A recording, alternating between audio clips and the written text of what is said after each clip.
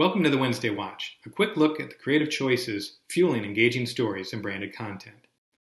What if everyone's doing it, and you want to do it too, but not really do it? You don't want to do it in the same way. How do you stand out from the crowd? How do you avoid becoming a cliche? When pressured to get something out quickly, we usually revert to shorthand we're comfortable with, to what we've done in the past, or maybe even what others are doing, essentially to what comes easy. That in turn leads to content that kind of melts into the background, that kind of becomes wallpaper. Don't become wallpaper. Lots of brands rush to put out a video letting people know how they're helping during the crisis.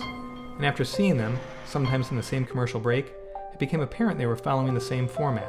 Somber music, followed by a long company history, in these times, together go through it because we're here for you, yada, yada, yada. Soon the format became a cliche. So, how do you stand out instead of becoming more wallpaper and a cliche? Well, first, be specific. Narrow the focus to your wheelhouse, to your brand and what truly differentiates you from everyone else. Stock shots are just that. They're stock. They show a generic stereotype to fit as many uses as possible. Be true to your brand. Suddenly being all heartwarming, somber, or sober doesn't ring true for every brand. It's hollow. A brand can still let people know what they're doing, but the tone needs to fit their brand as well as the times. Use juxtaposition to tweak the form. Put a slight twist on what is expected and create a bit of contrast between elements. Juxtaposing the words versus the pictures can go a long way. One example that used these concepts to stand out was the Budweiser One Team video. This Bud's for the Blues. It starts like the others. The Reds. And the Warriors. But it uses slightly different language to describe the people in the photos.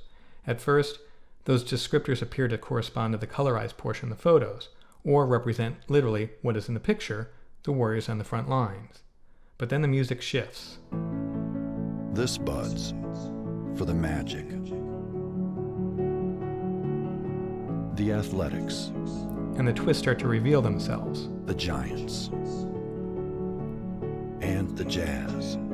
The descriptions are actually the names of sports teams. This Bud's for the Trailblazers. The Braves. The Yankees. And the Angels. This Bud's for the home team.